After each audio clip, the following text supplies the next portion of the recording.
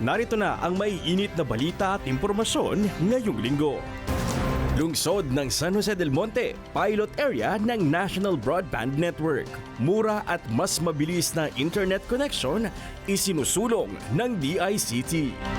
Bagong patrol vehicles ng PNP umarangkada na. Seguridad at kaligtasan sa The Rising City pinaigting. Bagong computer lab sa barangay Tungkong Mangga pinasinayaan na. Edukasyon ng mga kabataan mas pinalakas. Barangay Care Caravan bumiyahe na. Mga programa ng pamahalaan mas inilapit sa mamamayan. At bagong Thursday habit ng pamilyang San Joseño, ere na mula sa New Government Center.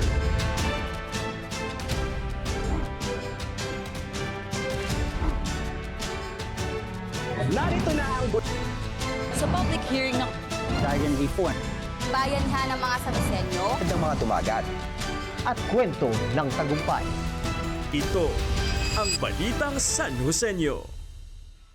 Magandang San Joseño, ngayon ay Biyernes, ika-15 ng Enero, taong 2026. Ako po si Jeff Andrade at ito ang Balitang San Joseño. City of San Jose del Monte, pilot area ng ilalatag na National Broadband Network ng DICT sa buong Luzon. At PIO Live ang panibagong Thursday habit ng pamilyang San Joseño, ere na. Narito ang aking report.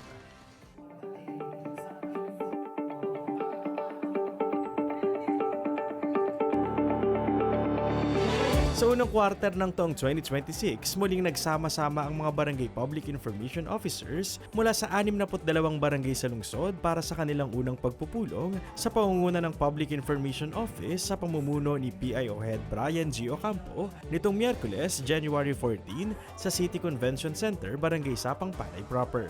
Naging sentro ng pagpupulong ang lalo pang pagpapabuti at pagsasaayos ng gawain ng bawat isa bilang mga lingkod bayan na pinagmumula ng opisyal na anunsyo at impormasyong kinakailangan ng bawat Sanoseño mula sa kani-kanilang mga barangay. Maging si Congressman Arthur B. Robes na personal ring dumalo sa pagpupulong ay binigyang diin ang kahalagahan ng next level public service at pagpapanatili ng magandang momentum ng lungsod sa natatamo nitong kaunlaran.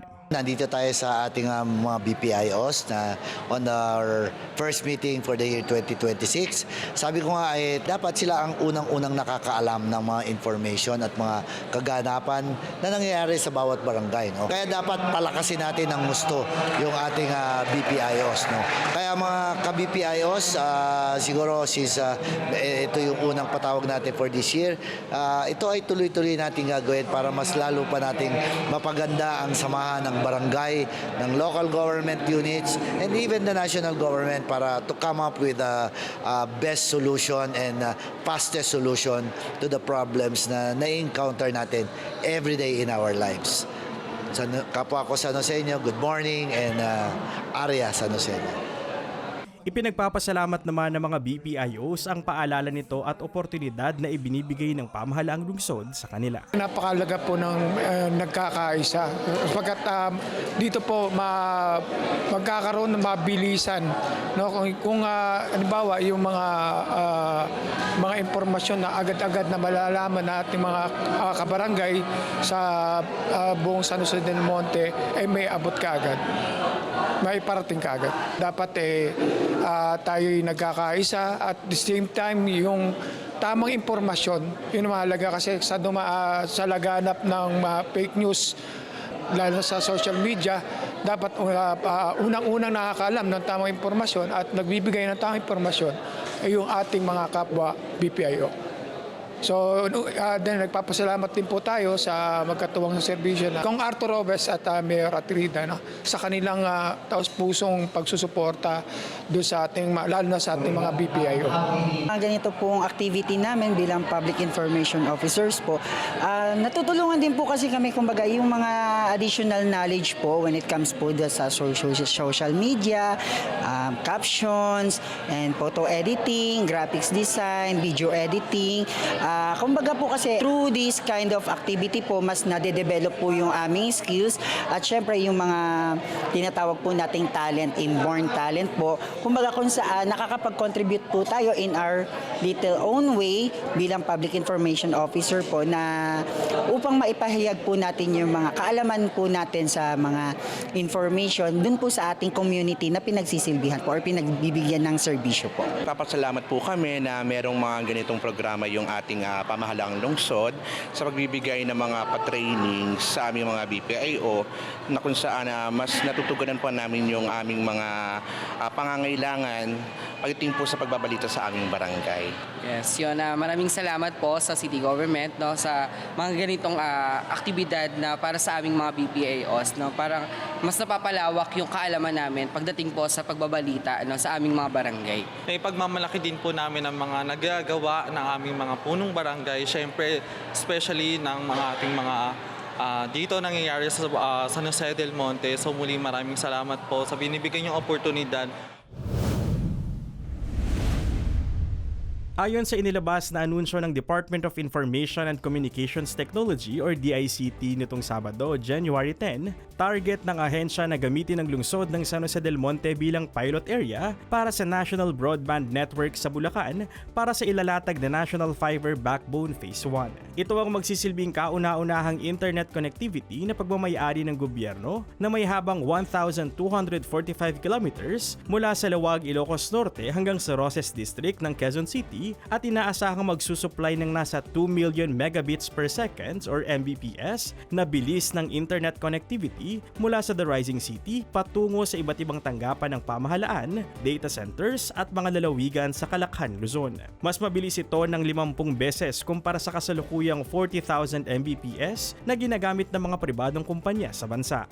Ito ay sa pagtutulungan ng DICT, Bases Conversion and Development Authority at US-based firm na Meta na bahagi ng isinusulong ni Chairman on Bases Conversion Congressman Arthur B. Robes sa kanyang House Bill 1172 o Internet para sa Lahat Act. Binisita ni Congressman Arthur Robes itong Martes, January 13 ang mga ongoing infrastructure projects sa lungsod ng San Jose del Monte. Kabilang dito ang patapos ng City Social Welfare and Development Office Building sa loob ng Productivity Complex at ang binubuong City Museum mula sa dating City Hall sa Barangay Poblacion 1 na magiging sentro ng kultura at kasaysayan ng lungsod. Binisita rin ni Congressman Arthur ang 138 meters na drainage and road rehabilitation project ng DPWH upang maiwasan ang pagbaha sa isa sa mga lowest points ng Texonville Subdivision sa Barangay Tungkong Mangga. Samantala, nagtungo rin ng kinatawan sa City Athletic and Recreational Center o People's Park upang personal na tignan ang mga kinakailangang gawing maintenance upang mapanatili ang ganda at kalidad ng pasilidad para sa mga San Joseño. Samantala sa pagbubukas ng taong 2026, panibagong programa ang aabangan sa Balitang San Joseño ng Public Information Office. Ito ang PIO Live, ang programang maghahatid ng iba't ibang mga mahahalagang pangyayari, impormasyon at opinyon para sa bawat San Joseño, kung saan ang balita ay malinaw, ang impormasyon ay tama, at ang opinyon ay may saysay. Mapapanood ito sa official Facebook page ng Public Information Office tuwing Huwebes alas 4 ng hapon. Kasama si Jello Darantinaw para sa Balitang San Joseño Express, ako si Jeff Andrade, Public Information Office. Bilang pagpapahusay sa mga mag-aaral na San Joseño at pagtugon sa hamon ng makabagong panahon, patuloy ang pamahalaang lungsod sa pagsasagawa ng mga programa at proyektong makatutulong sa layunin ng maunlad na sektor ng edukasyon.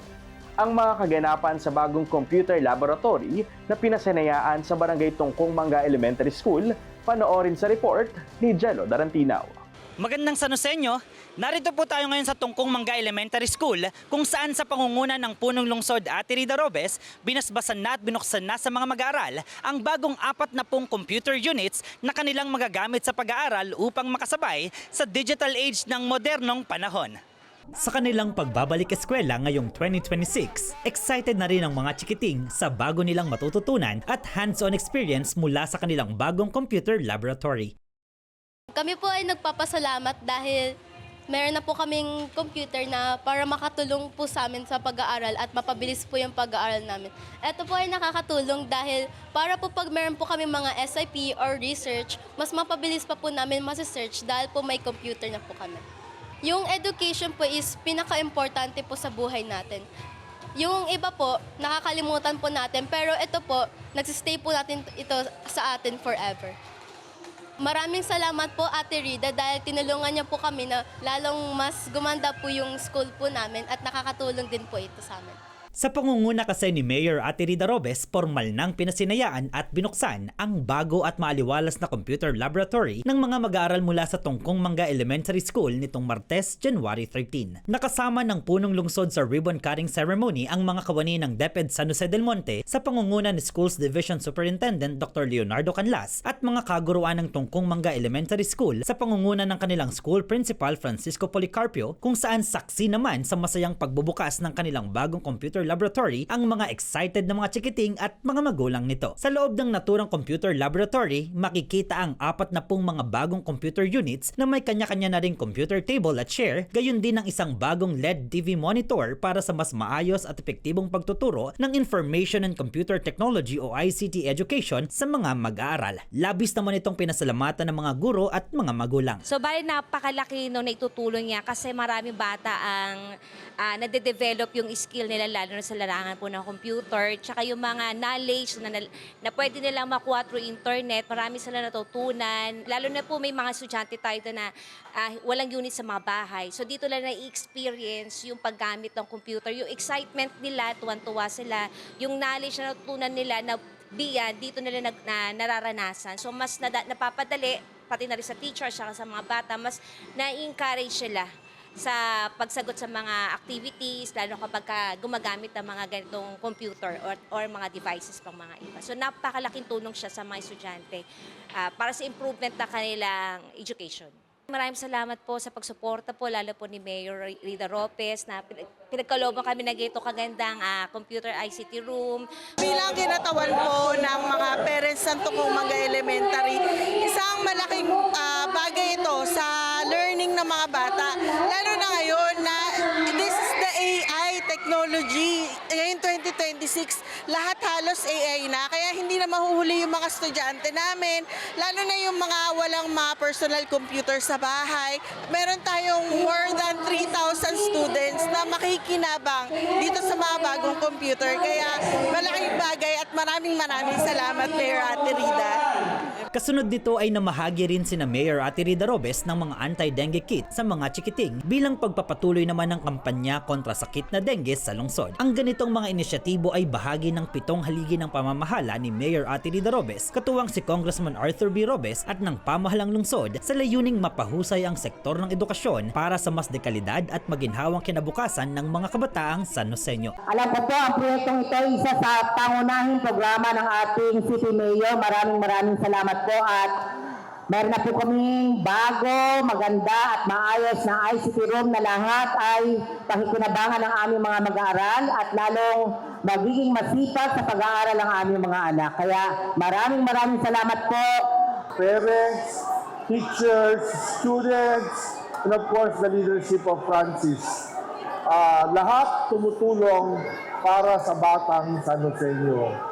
Lagi kong sinasabi, and this is the battle cry of our leadership, na ang San Joseño ay tunay na magaling at mabuti.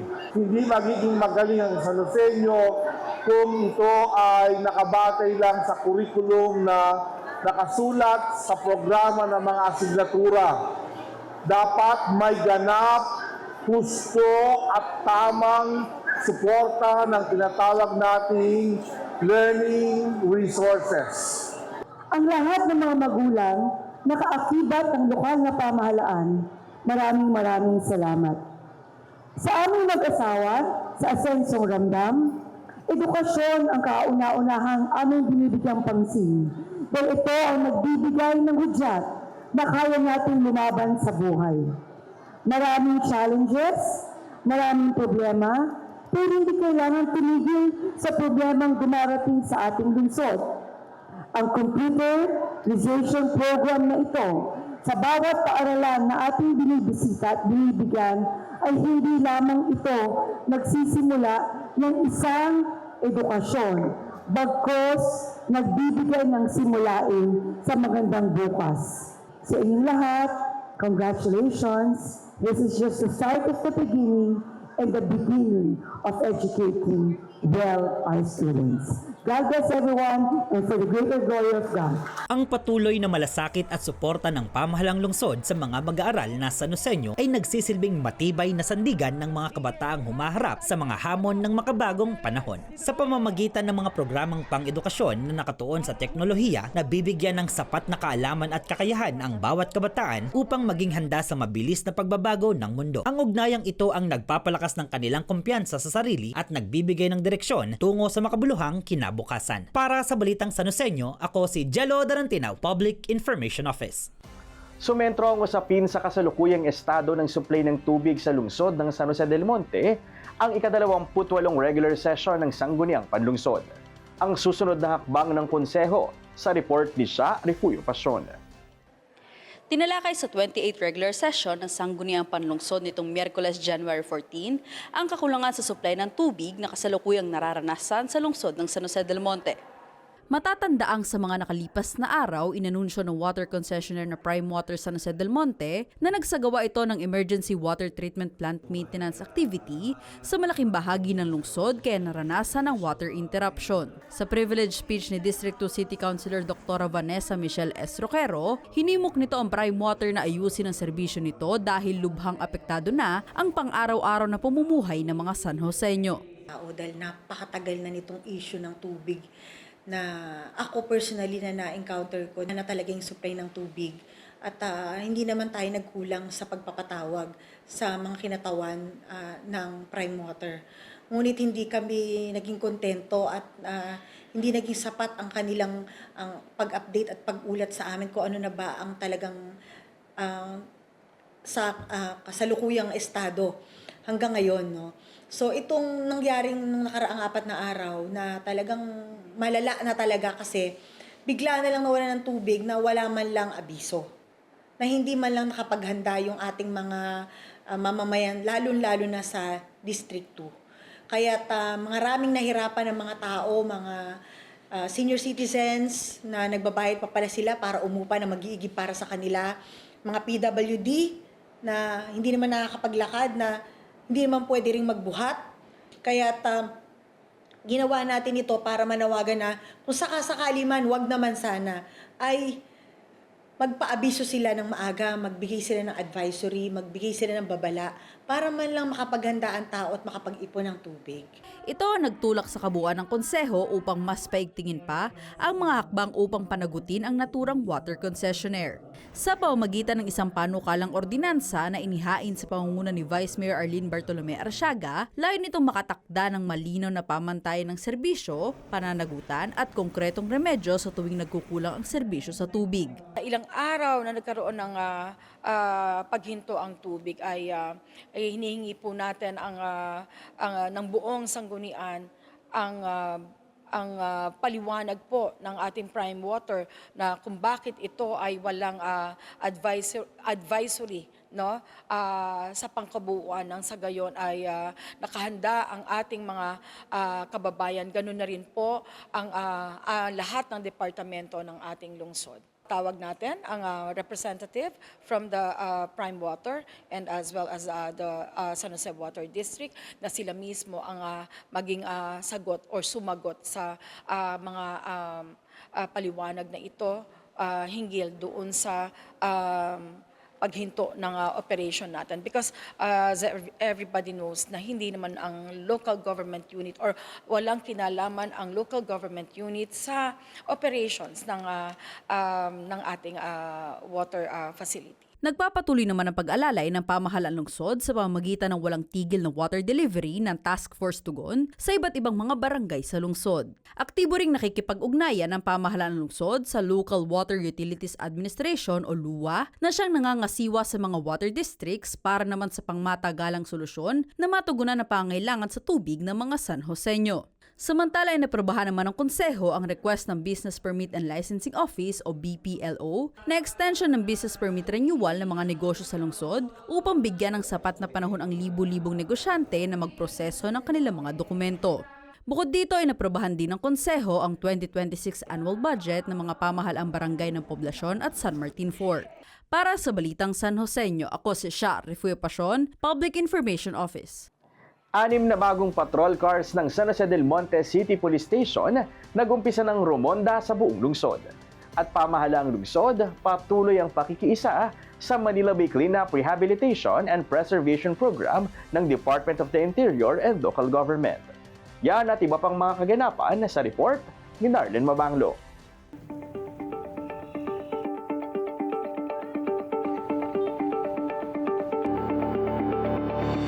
Matapos ang pagbabasbas sa 6 na mga bagong mobile patrol cars ng San Jose del Monte City Police Station nitong Biyernes, January 10, nagsimula na sa pagronda ang mga kapulisan gamit ang mga naturang patrol cars. Ang mga ito ay karagdagan sa 9 na mga patrol cars bukod pa sa iba pang sasakyan ng kapulisan na kasalukuyang rumoronda na sa buong lungsod upang mapanatili ang kaayusan at seguridad ng bawat mamamayan. Dahil sa karagdagang deployment ng mga patrol cars at kapulisan, inaasahan din ang mas mabilis na pagtugon sa anumang tawag ng tungkulin sa lungsod.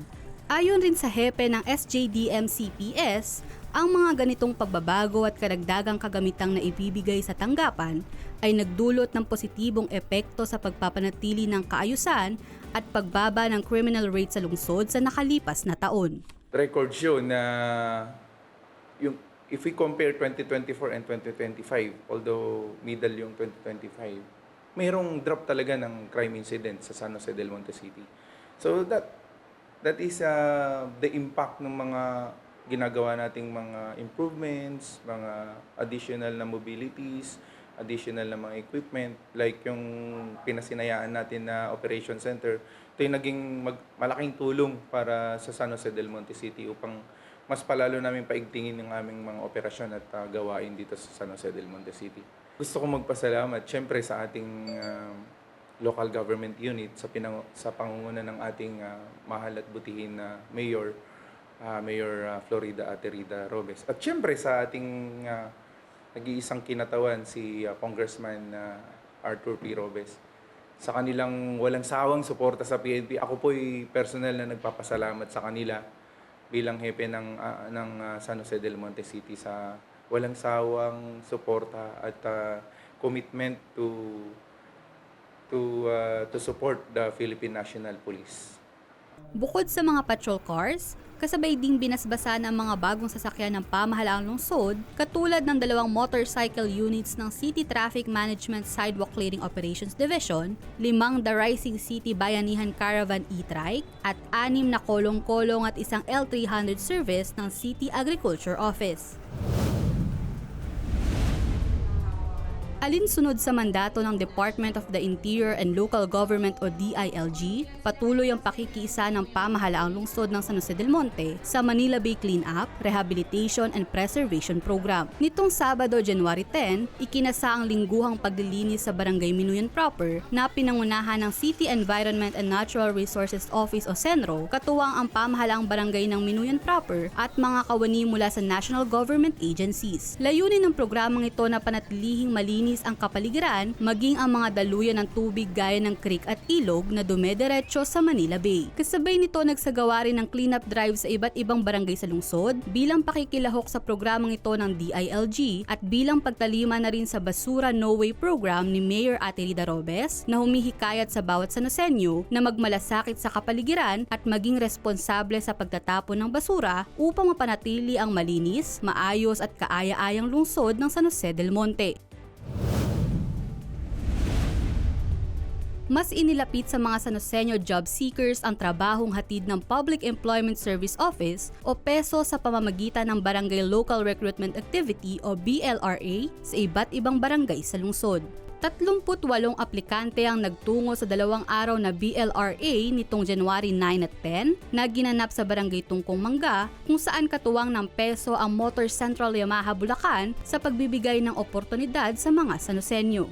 Nitong January 19 inilapit sa Barangay Muzon South ang BLRA, katuwang naman ng Staff Search Asia Service Cooperative, JobNet HR Solutions Incorporated, at Kitchen Care Consultancy. Dumalo rito ang kabuuang 142 applicants at 7 sa kanila ang hired on the spot.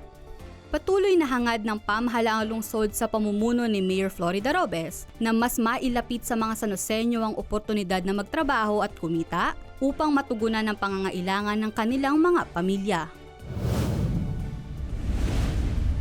Bago ang opisyal na pagbabalik eskwela ng mga City Collegians para sa second semester ng kasalukuyang academic year, matagumpay na naisagawa ng City College of San Jose del Monte ang one-stop shop enrollment nitong January 6 hanggang 10. Nagsama-sama sa isang silidang mga opisina gaya ng Admissions Office, Registrar's Office at Program Chair Office upang gawing mas mabilis, episyente at komportable ang proseso ng pag-enroll sa CCSJDM. Patuloy na sinisikap ng kolehiyo sa pamumuno ni City College President Dr. Roger Ambida na maihatid ang mataas na kalidad ng edukasyon sa mga kabataang Sanoseño.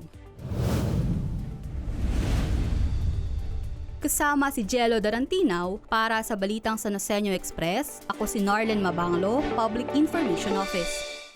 San Jose del Monte City Police Station nagsagawa ng business establishment visitation sa iba't ibang bahagi ng lungsod. At Operation Timbang Plus, umarangkada sa Barangay Muzon Proper at Gumaok Central. Ang buong ulat sa report, Misha Refugio Pasion.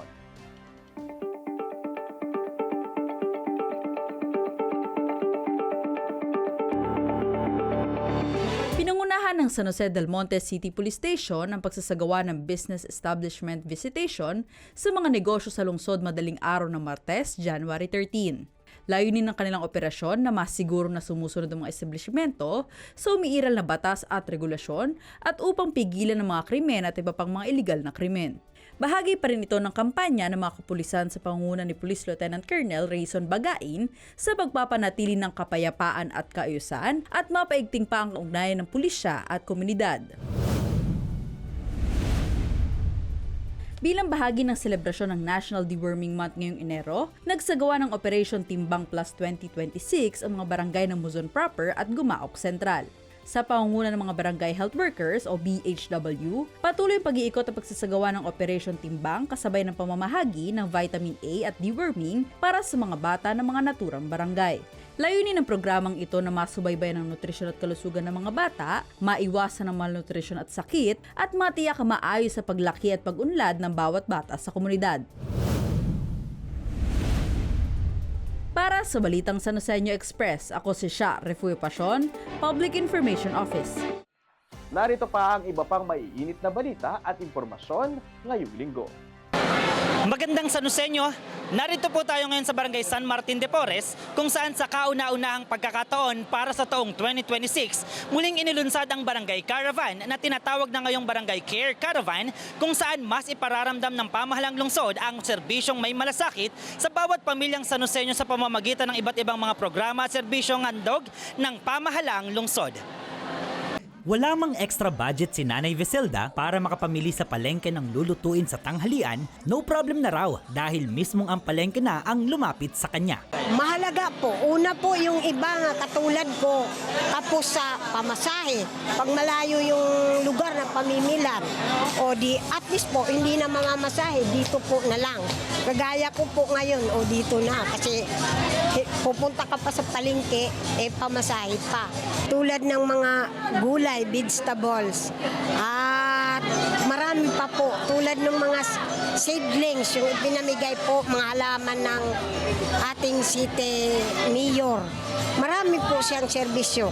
Pati nga yung nanay ko, nandiyan ngayon yung nanay ko, pinapagamot ko. Kasi kung pupunta pa po ako sa malayo, una pa masahe, tapos wala naman. At least pag nalinawang ko dyan, at kung mayroon ibibigay na ibang gamot, hindi na konti na lang bibilhin kung anong wala dyan.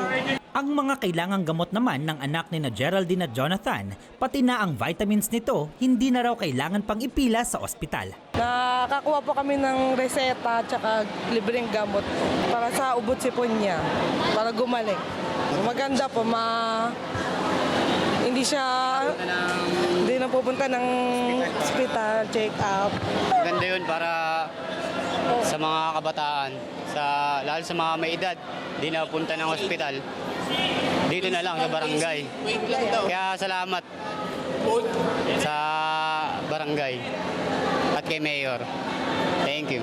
Sina Nanay Viselda at ang magpartner na ito ay ilan lamang sa mga Sanosenyong unang nakinabang sa muling pag-arangkada ng Barangay Bayanihan Caravan na tinatawag na ngayong Barangay Care Caravan o BCC, handog ng pamahalang lungsod nitong Huwebes, January 15. Ang Barangay San Martin de Porres na may halos 4,000 mga residente mula sa ikalawang distrito ng lungsod, ang unang barangay na binabaan ng caravan sa pagsisimula ng taon kasabay ng kanilang 1 linggong pagdiriwang sa pista ng Santo Niño. Maging ang mga nagtitinda sa kadiwa ng Pangulo excited na rin sa muling pag-arangkada ng programa. Napakalaking tulong po nito sa aking mga kabarangay, lalo na po talaga yung mga nabibilang sa indigent family na nakabili sila ng mga murang bilihin, yung mga kabarangay ko na walang birth certificate, yung mga kabarangay ko na walang pamasahe papunta sa peso para maghanap ng trabaho is naandito na po. Sobra, pati po yung medical mission, napakamahal po talaga ng gamot at pagpapakonsulta. Lalo na po, ang pinakamahal na ngayon, yung bunot ng ngipin. Sobrang masasalamat po kay ate ko, kay ate Mayor Rida at kay Kong Arthur. Sobrang happy po ng aking mga kabarangay, pati po yung mga kalapit barangay ko. Sobrang happy po sa ganitong klaseng programa. Marami pong makikinabang na San Joseño. Salamat po. Siyempre excited na excited. Dagdag kita. Oo, di ba? Kasi ako wala akong trabaho talagang iba. Ako'y walang asawa. Mga anak ko may pamilya na sila lahat. So, hindi naman pwede na umaasa tayo sa mga anak. Kailangan may sarili talaga tayong, yung income na sa atin talaga. Abangan nyo lang po ako sa Barangay Caravan at makikita nyo kung anong mayroon na akong paninda. Tampok pa rin sa naturang caravan ang bayanihan ng mga tanggapan ng pamahalang lungsod, hatid ang kani-kanilang mga serbisyo at programa. Nariyan ng libreng gamot, check-up at bunot ng ngipin mula sa Medical and Dental Mission ng City Health Office, job fair ng Public Employment Service Office o PESO, libreng kapon at check-up sa mga alagang hayop hatid ng City Veterinary Office, at libreng consultation o advice mula sa City Legal Service Office.